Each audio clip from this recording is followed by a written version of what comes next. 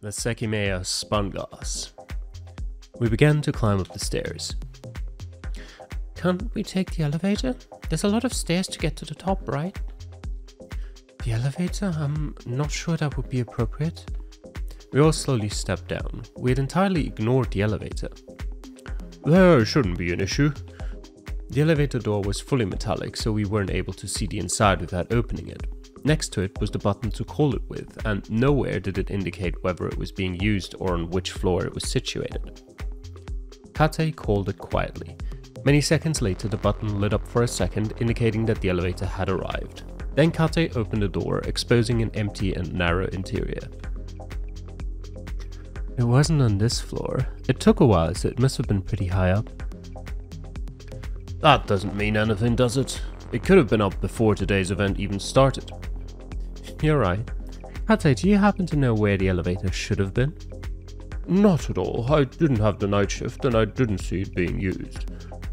It'd be good to know when it last moved. Doesn't this elevator bypass the door in the middle of the staircase? Yes, it does.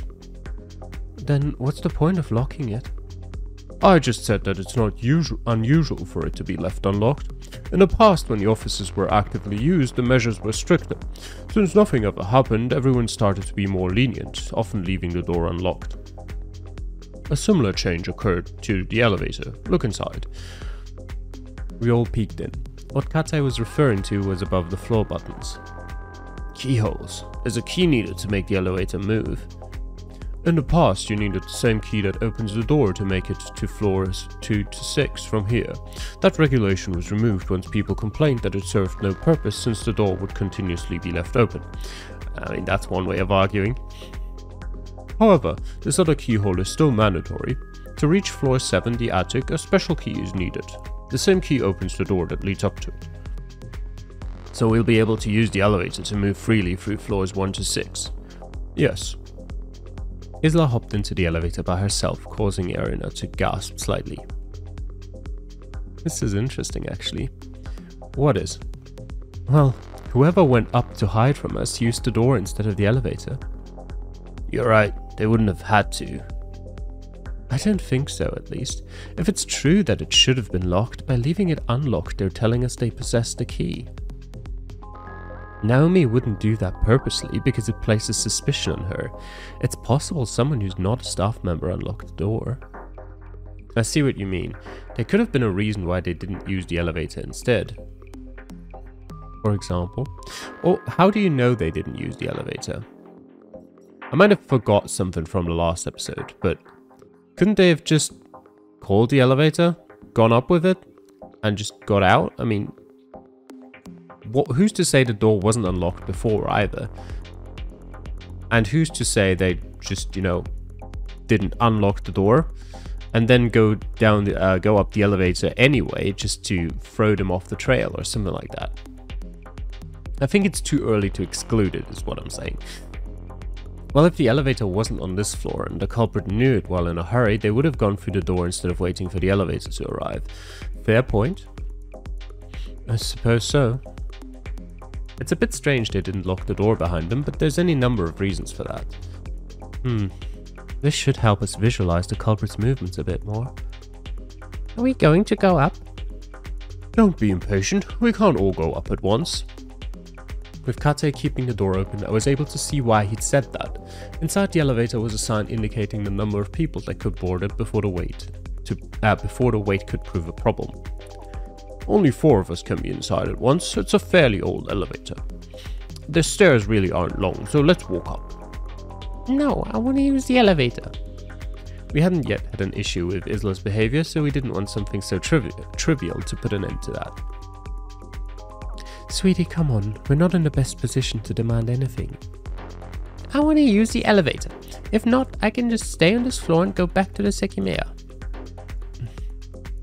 It's fine. We've already spent a while investigating and it's getting old. Let's hurry the process up. It's getting old? Oh, okay. If someone's hiding from us and we want to find them, we won't accomplish it if we stay together.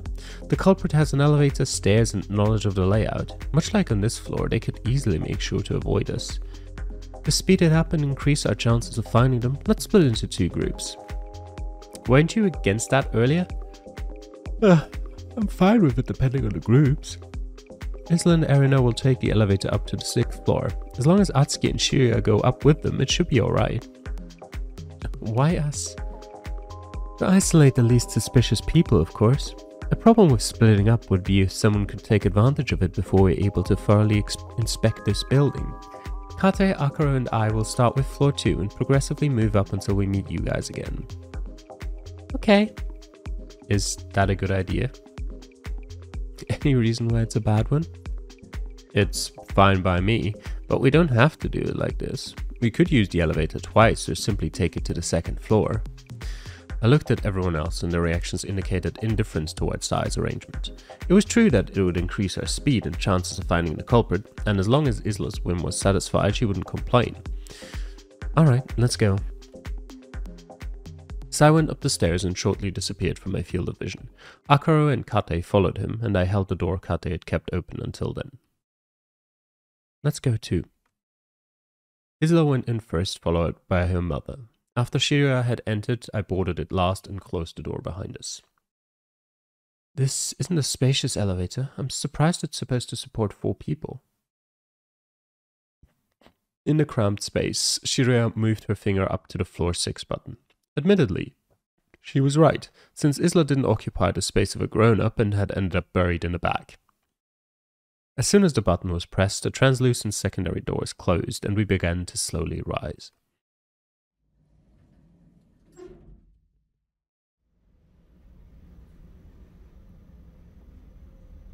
The elevator didn't shake at all, so we only knew we were moving because of the screechy noise the ropes above us were making.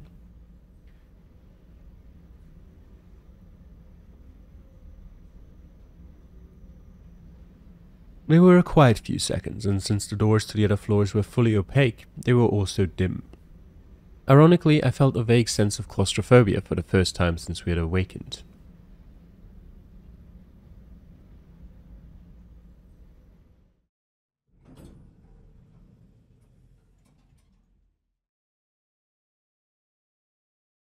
Once the elevator slowed down and the secondary doors allowed us to leave, I opened a door that would lead us to an unknown place.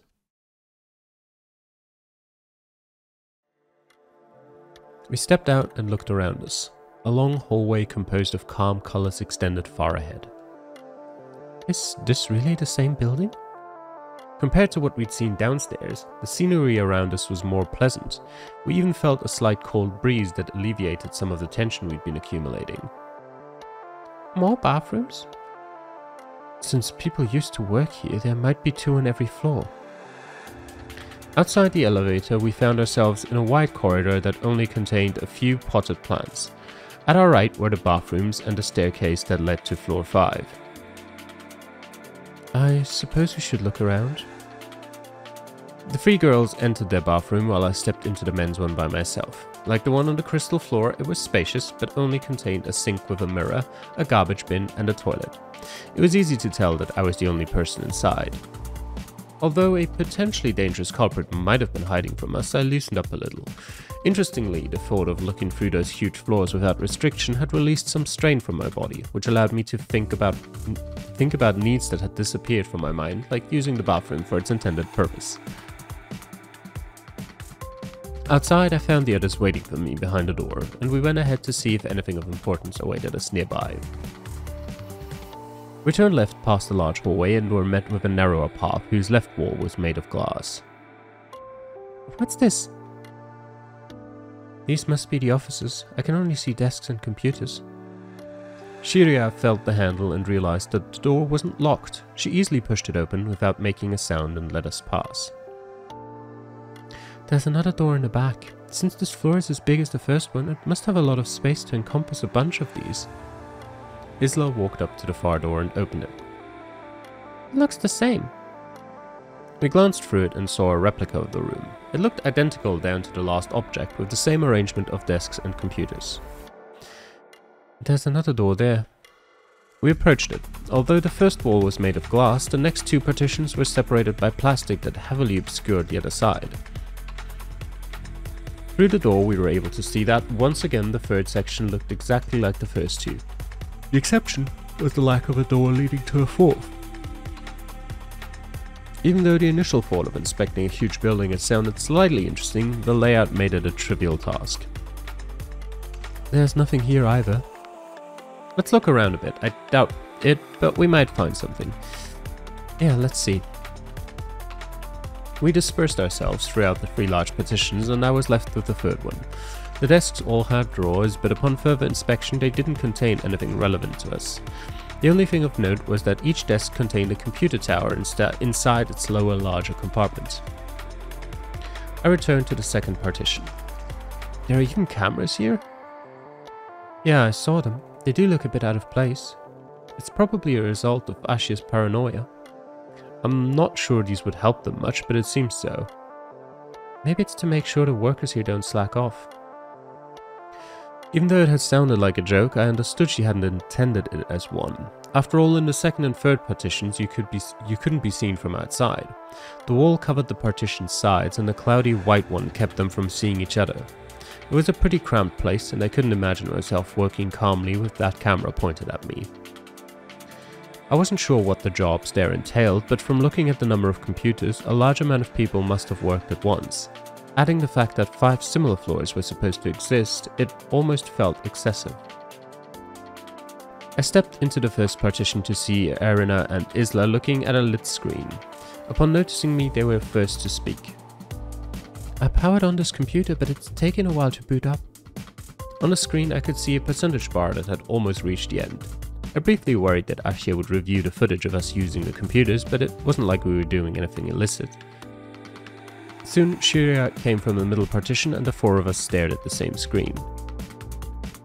Found anything? No, and I don't imagine we will. I see. I haven't either. Isla was mimicking what she'd seen Shiria do, opening and closing the drawers. She appeared visibly sad when the last one still contained only pens and papers. Oh look, I doubt we'll be able to access anything. On the screen were 2 text boxes demanding a username and a password. Without them, we wouldn't be able to look at anything. That's unfortunate. Just in case, I tried inputting common default information, but nothing gave a positive result. Yeah, these won't be any use. I gave up and straightened myself. Let's keep going. The lower floors will probably be the same, so we'll go through them faster. The stairs leading to floor 5 were next to the elevator, but let's see what's on the other side first. We walked out, Isla holding the door for us. Shiria gave her a charming smile and helped her before Erina exited through. As soon as we turned left, we were met with something I'd seen from behind the glass. What's that for? Alright, I forgot about these. 2 big windows were in the wall, but as we'd been told, a shutter prevented us from seeing through them. Yeah, they're the windows. These are the same kind of shutter as the one in the lobby. Isla made a thinking sound. A what?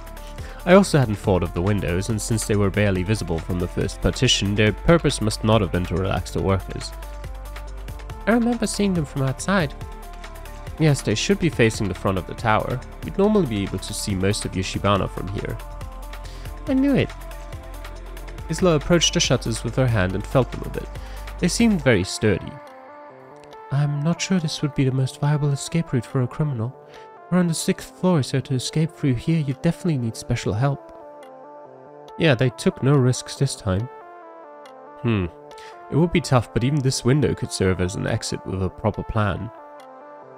Isla, who had been acting as if she were at home, left us behind and went to explore what looked to be another corridor. After understanding that nothing was to be done with the windows, we moved along too. A narrower path was on the other side of the floor, however, it didn't appear to lead anywhere. Is it a dead end? Oh. Isla turned around when she realized it. As nothing else was left to be inspected, we walked back and returned to the initial hallway. I guess this was floor 6. Let's see if anything's different on the others. We came to the conclusion that it's very likely the culprit is here, so this layout makes things easy for us. We arrived on floor 5 in silence. It looked very similar to the 6th and it had the same bathrooms at our right. We looked at them while making sure nobody could sneak past us and went a floor up. At first glance the floor appeared to have... We looked at them while making sure nobody could sneak past us and go a floor up. Okay. that way around. At first glance, the floor appeared to have the same structure as the previous. I inspected one of the plants just to be safe. The soil in these is actually really shallow. I don't think anyone could hide something in here. The pots themselves weren't hollow either. Nobody could hide anything underneath them. I didn't think anyone had, but in case there was still something else going on, I wanted to have my bases covered. I couldn't actually tell if the plants were fake or not. It didn't really matter. I visualized the layout of the floors in my head as I considered how unlikely it actually was for someone to be hiding in them. After walking farther into it, it was clear that it was almost identical.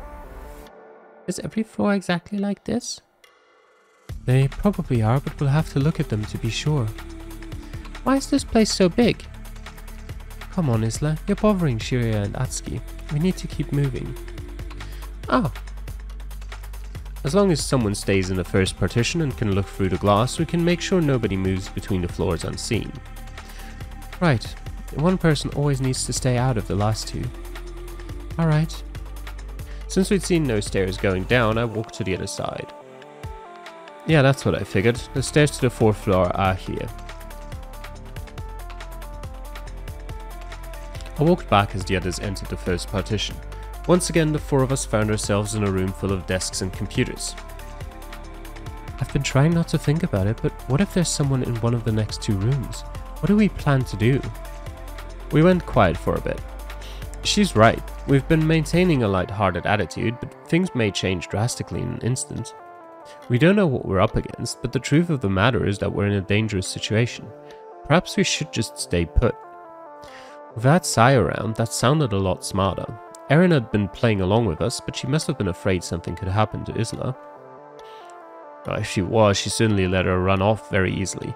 I doubt they'd want to hurt us, but without Akira, our only physical advantage is that there are four of us. I guess that if someone's hiding though, nothing guarantees it's only one person. As our perspective on the situation shifted over a single comment, I slowly moved toward the door in front of me. Even though those walls weren't transparent, they let light through. If someone were right next to them, we'd see a vague outline of them. In a slightly tense manner, I placed my hand on the handle and slowly opened the door. I don't see anybody. I'll check the last one. Shiria kept the door open so that my voice could still reach the first partition. I grabbed the next handle and pushed the door forward. It's empty too. I loosened my grip and walked back to the others. It seemed nobody had been on floor 5 either. Should we also look around here? We probably won't find anything, but I think we should. I agree. We're not only looking for people. In the case the culprit wanted to get rid of something, like they probably did with the suitcase, they wouldn't have had many places to do so. That's true.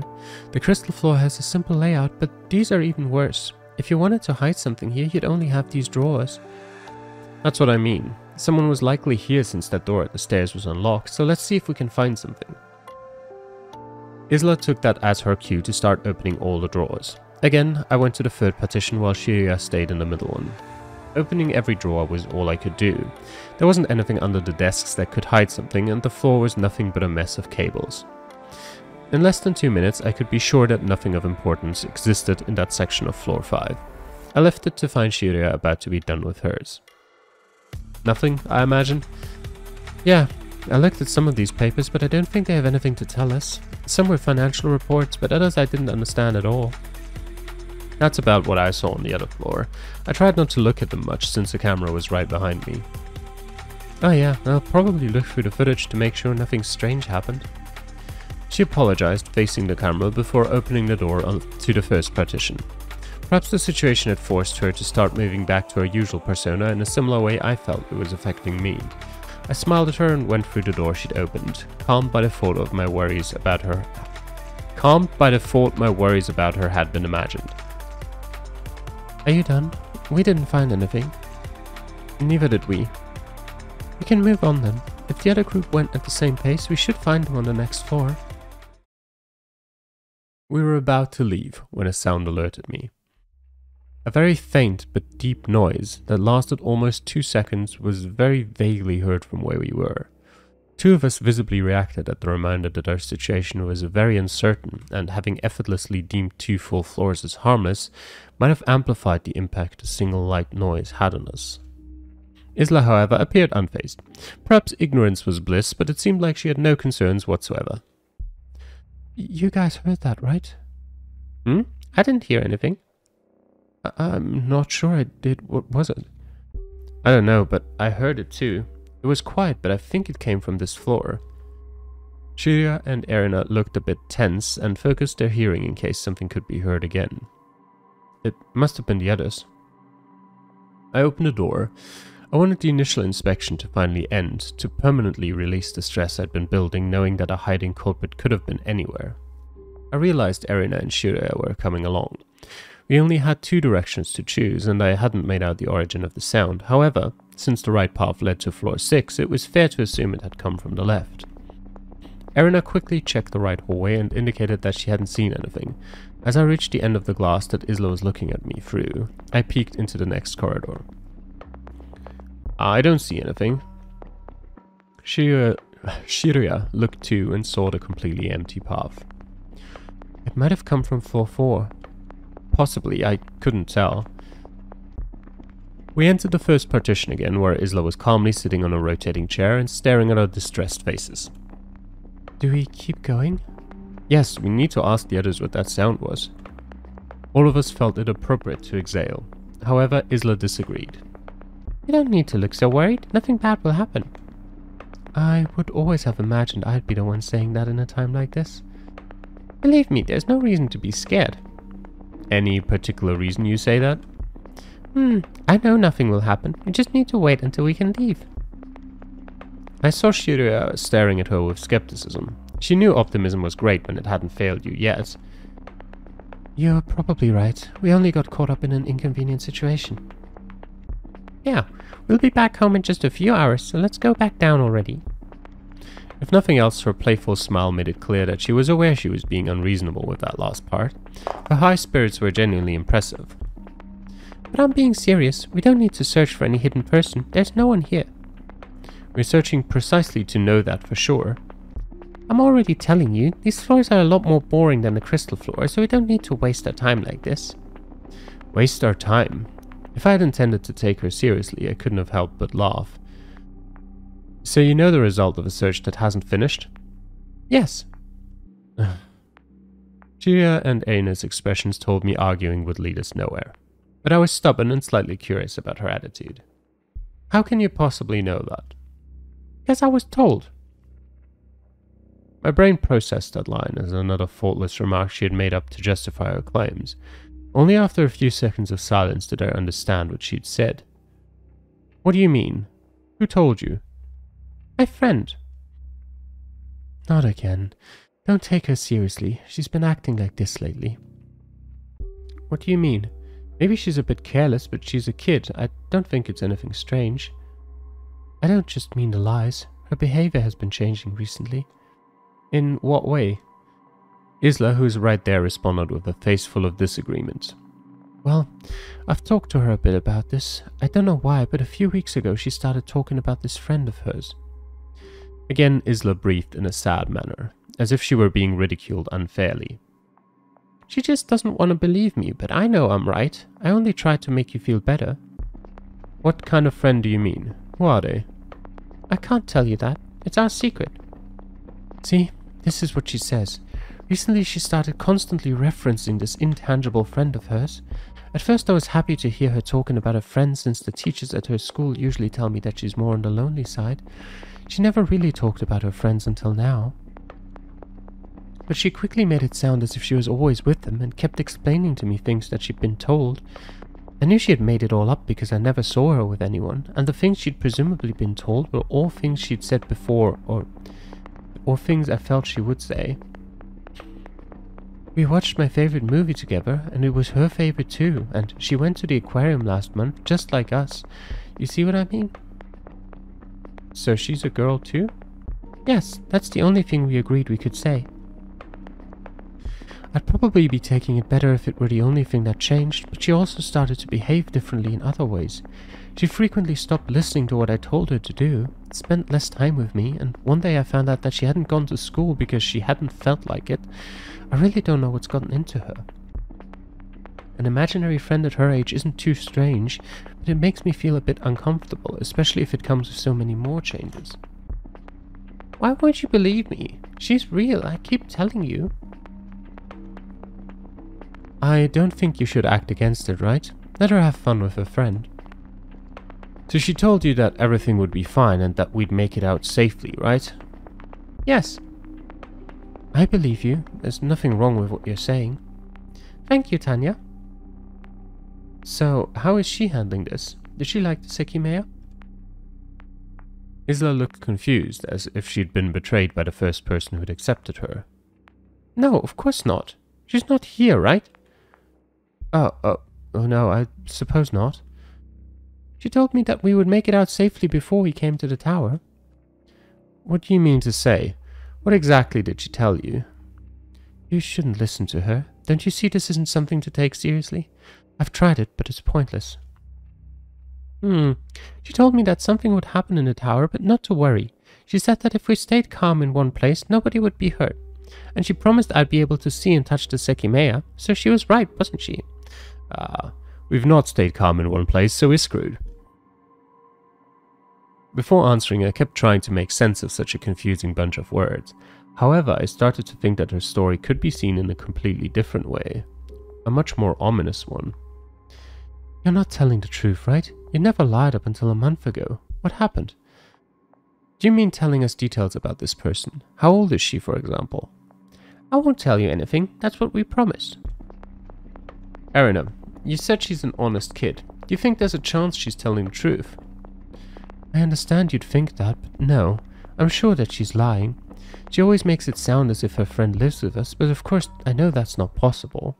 We live alone. Isla, we're talking about a human person, right? Yes, animals can't talk. Right, you got me there.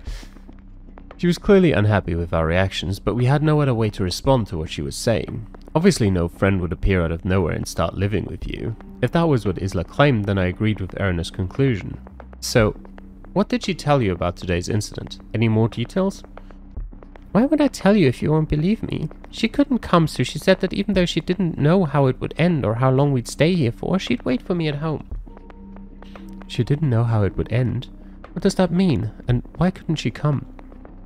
She can't see the future. She was right about a lot of stuff, so I trusted her. And today she couldn't come here because I was supposed to. You were supposed to? What does that even mean?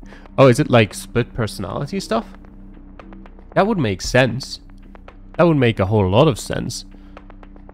I was supposed to come here, right? We planned this since the Sekimeiya was announced, and I was really excited, so you couldn't even let me skip today's classes. If she had come, you would have seen her, so that's why she couldn't. Alright then. I apologize for putting a damper on your fun. Don't worry about that. What matters is that nobody else is here. We don't really need to keep searching. Is that something your friend mentioned? Did she tell you the people who would get trapped? Maybe. I'm not really sure if I should tell you, but she didn't say a lot about it. It might be helpful, so we'd appreciate it. Well, she didn't tell me the names of everyone, but she did say that only 7 people would get trapped, and that if we kept calm, nothing bad would happen. 7 people? But Naomi must also be here. She wanted to be helpful, so she told me as much as she could. She said it would be me, Mom, 3 boys, and 2 girls, and that they wouldn't be bad people.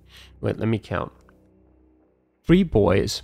So I'm guessing Atsuki, Akaru, and Kate. And 2 girls, Erina. No, that's Mom. So that's Shiria. Wait. Is Sai a girl? Or is Sai not supposed to be here? And is Naomi supposed to be the other girl? I'm assuming Sai is not a girl. That was a stupid thought. If that is true, what Isla is saying here, and we're taking leaps here, but if it is true, then one of the men is not supposed to be here. Which, I mean, if it's Kate, would make perfect sense. Purely by definition as well. I think, yeah, it was about 7 people getting trapped. Technically, if someone, one of the men, was planning on being here, he might not be trapped by the dictionary definition of the word, which I would assume includes, you know, it not being the intention. Although you could probably debate that. Anyway, there's clearly one man missing here. Come on, Isla, how do you intend to say she knew that? She's very smart, a lot smarter than me, but she was wrong here, so I think I might not be remembering right. Right, according to her, 3 men and 4 women would end up trapped. As things are right now, it's 4 men and 3 women, not counting Naomi. That's true, see? If she was wrong about this, she might have been wrong when she said that nobody else would get trapped. But no, that's not right. I might be wrong about the number of boys and girls, but I'm sure she said that only 7 people would stay. Listen, we can't stop searching because of what someone told you before we came here. She couldn't have known anything, don't you get it? But she was right. We ended up trapped and it's 7 of us. She even said that all the windows would lock down. I'm very confused about this. Are you just blatantly lying to us? Because only a very select number of people would have known about the alarm's existence. If she truly said that, could it be that your friend works here? No, that's impossible. I won't say anything else or I might put her in danger. You can believe what I said if you want. Standing up from the chair, Isla reached for the door and left. Despite all she'd said, we still saw leaving her alone as dangerous, so we followed her toward the 4th floor. What the hell was all of that? There really are only 2 options. Either Isla is lying, or someone who knew the attack would happen has been in contact with her. I'm not sure I want to believe her, but I think it's much more likely that the first option is correct. Creating an imaginary friend and making up all sorts of lies and excuses to justify their existence isn't uncommon behavior. But some things she said are really strange. If she was trying to justify her friend's existence, why would she purposely list out the number of men and women incorrectly? Yes, exactly. And given how likely it is for Naomi to still be here, why would she claim otherwise? Wouldn't finding Naomi disprove her friend? If someone told Isla about the alarm, they had to work here. It's been continuously told to us that very few people knew about it. I guess another possibility is that Sin found out about the alarm and its features. Isla did say that her friend doesn't work here. Now the big question, why would Sin make contact with Isla and tell her all that? What's there to gain and why Isla? There's no way her friend lives with them like she said. That would mean that Sin instructed her to lie about her friend's identity so that the actual person couldn't be found. But why the hell would they let her speak about it at all instead of telling her to keep fully quiet? Isla told us that she promised her friend not to reveal information about her, but it didn't seem like they'd agreed not to reveal information about today's incident. I have no idea what anyone would have to gain by telling Isla about any of this, but if their intention was to manipulate her actions in some way, there has to be a very important reason. One last thing is that Isla's friend didn't know how things would end. This appears to back up Sai's theory. The plan isn't over yet. However, she also said that she didn't know how long we'd stay here for. 12 hours is the maximum time. Is it possible that depending on how some events play out, we could leave earlier? Incidentally, her friend told her that everything would be fine if we stayed put somewhere. Could it be that Sin doesn't want us to search around the building? I'm not sure how I should be handling it, since it didn't seem as if she was instructed to tell us any of this. She just mentioned it out of honest concern after seeing how worried we were. If none of her actions were instructed and she was only given details, I can't think of a single reason why Sin would do such a seemingly pointless and risky thing. If her friend is an actual person who knew this incident would occur, it follows they knew she would end up involved in it. Since I can't think of why Sin would do it, the smallest thing I construct has once again Kate as the focus. The only things Isla revealed about her friend's identity were her gender and the fact that they don't work in this building. I've been thinking of Kate as the core suspect, so it's easy to pin him as the identity behind Isla's friend. If he instructed Isla to make sure not to reveal his identity, she would have called her friend a girl, and the one thing she would have denied would have been them working in the tower. I'm not sure how much credit I should give Isla or if I'm going off too many branches, Even though she's a kid, she surely should be able to bring things up without making it evident she'd been waiting for a good moment. I have no idea what any of this accomplishes, but since only some Ashia workers should have known about the alarm's existence, only them or an attacker with inside information could have been in contact with Isla. Reasons aside, an Ashia employee could have been relaying information to her. Two happened to come to mind, one being a man and the other a woman. In the end though, I went back to thinking that the most likely possibility was that Isla had made everything up. Maybe she had randomly thought of mentioning the number of men and women, but had purposely said them incorrectly as an unusual thing she would have had no reason to make up. Maybe she'd intended to say it the right way, but had quickly realized that she miscounted. The whole thing had truly messed with me, and I kept trying to make sense of it until we reached the 4th floor. It appeared desolate as soon as we arrived. The chances of finding people increased with each floor, so with a bit of precaution we moved toward the partitions. Is the other group not here yet? The first partition looked empty. Once again we saw the same layout as the other floors. Maybe they found something. I think they would have already arrived here.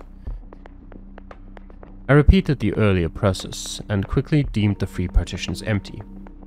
Next were the 2 bathrooms. However, before we headed to them, I thought I noticed another sound, just as faint as the last. It was easy to pinpoint its origin. I peeked into the right corridor and saw 2 human figures standing next to the staircase. They're here.